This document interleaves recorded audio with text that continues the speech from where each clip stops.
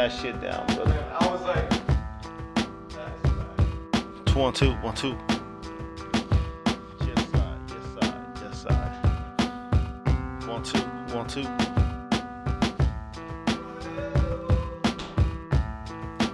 So we pick guitar on the microphone every day, as it may be, from the supernatural strength of Medell.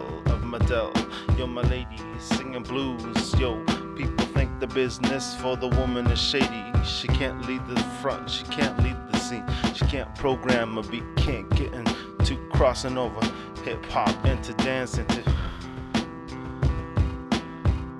But what's his chance for us to speak?